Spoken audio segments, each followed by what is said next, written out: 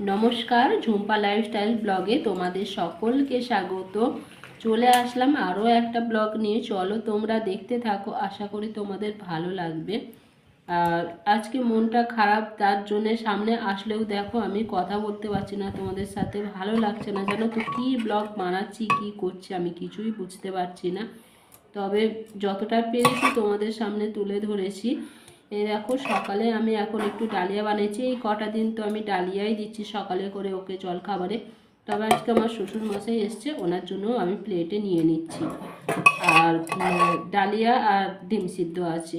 তো খাওয়া দাওয়ার পরে যাবে রিপোর্টটা আনতে। আর গতকাল রাত্রিরেই আমাদের জানিয়ে দিয়েছিল ডক্টর, ফোন করে জেনে নিয়েছিলাম।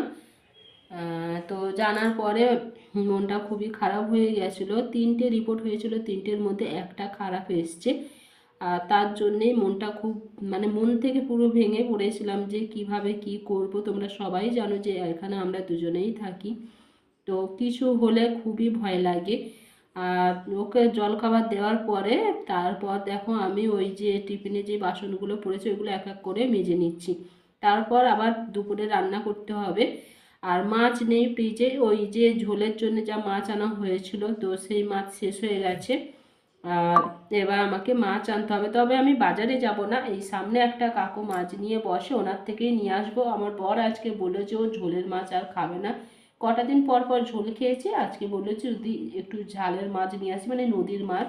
তো ঠিক আছে তাই নিয়ে আসবো, যদি সামনে কাকুর কাছে পাওয়া যায় তো নিয়ে আসবো। এই যে আমার শ্বশুরমশাইয়ের খাওয়া হয়ে গেছে, প্লেটটা দিয়ে গেল, আমার বড় খেয়েও দিয়ে যাবে। তো দেখো এখন আমি মাছ নিয়ে চলে এসেছি, একটু ছোট চিংড়ি নিয়ে এসেছি। এগুলোকে ভুসো চিংড়ি বলে আমাদের এখানে, তোমাদের ওখানে কি বলে আমি জানি না। তবে মাছটা ছিল পরিষ্কার, চিংড়িটা ছিল পরিষ্কার। অন্য অন্য যখন চিংড়ি মাছ নিয়ে আসে দেখি যে বালি ভর্তি হয়ে থাকে, তাকে বহুবার ধুতে হয়। তবে এই মাছটা আমি 4-5 বার ধোয়ার পরে দেখি পরিষ্কারভাবে ধোয়া হয়ে গেছে। এবার ওই বড় মাছটা ধোবো। তো ওই মাছটার নাম জানি না জানো তো, তাই আমি বললাম বড় মাছ। তো ওই মাছটা খেতে ভালো। আর নিয়ে এসেছি 4 পিসের মতো, 2 পিস করবো, 2 পিস রেখে দেবো। আজ যেহেতু বৃহস্পতিবার ওনাদের দুজনের মতো করব, তার জন্যে আমি খাবো না সেই কারণে। দেখো এই মাছের ঝাল আর ওই সব রকম সবজি দিয়ে ভাবছি যে ওই চিংড়ি মাছ দিয়ে করব। পুরো চিংড়ি মাছটা দেবো না, অনেকটা চিংড়ি মাছ আছে। আর বেশি দিলে আবার খেতে ভালো লাগে না, সবজি স্বাদটাই পাওয়া যায় না। তো চলো রান্নাবান্না তো করছি, এদিকে আমি করে নেব। আর আজকে আমাকে আর যেতে হবে না ওর সাথে, কারণ আমার শ্বশুরমশাই এসছে, এত উনি যাবে। আর এদিকে আমি কাজগুলো করে রেডি করে রেখে দিতে পারবো, তারপর তো একটু তাড়াতাড়ির মধ্যে খেতে দিতে হবে।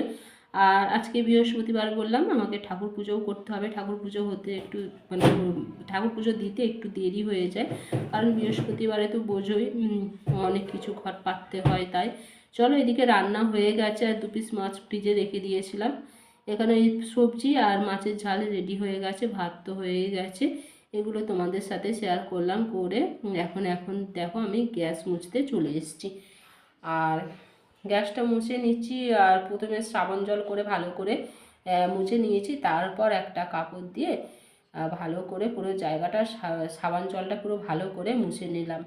আর মাঝের মধ্যে ওখানে পেঁয়াজ কেটে নিই, ওইখানে টমেটো কাটি, তো সাবান জলটা ভালো করে না মুছলে ওইগুলো আবার পেটে চলে যাবে। তবে আমার বরের তো গলায় ইনফেকশান হয়ে গেছিলো।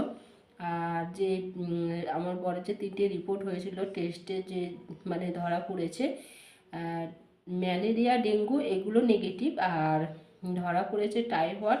তো আমি ওই জ্বরের নামটা ঠিকঠাক বলতে পারলাম কি জানি না, তবে আমি কোনো দিন শুনিনি আজ পর্যন্ত, এত বড় হয়ে গেছি কোনো দিন এই জ্বরটার নামই শুনিনি।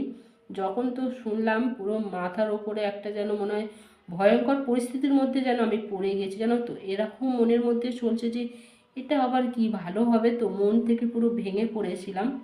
হঠাৎ করে রিপোর্টটা যখন শুনলাম, রিপোর্টটা তখনও আসেনি, ফোনে আমাদের হোয়াটসঅ্যাপে পাঠিয়েছিল।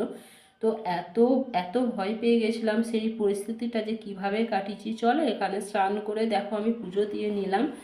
আর পুজো দিয়ে তারপরে ওই যে খাওয়া দাওয়া করেছি, খাওয়া দাওয়ার পর আর একদম ক্যামেরা অন করিনি, একেবারে চলে এসেছি। দেখো এখন হয়তো রাত 9টা বাজে এরকম তো এখন আমি 5টার মতো রুটি করে নেব।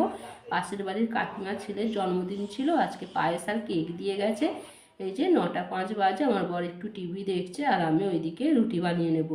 আজকে রাতের খাবারে আছে ওই রুটি আর একটু আলুর চচ্চড়ি। তো আলু চচ্চড়ি একটু সাদা আলু চচ্চড়ি করতে বলেছিল, আমি আবার ওতে সামান্য হলুদ দিয়েছি। চলো আজকের ব্লগটা এই অবধি। যদি তোমাদের আমার এই ব্লগটা ভালো লেগে থাকে তাহলে লাইক শেয়ার কমেন্ট সাবস্ক্রাইব করে দিও, আমার পাশে থেকো।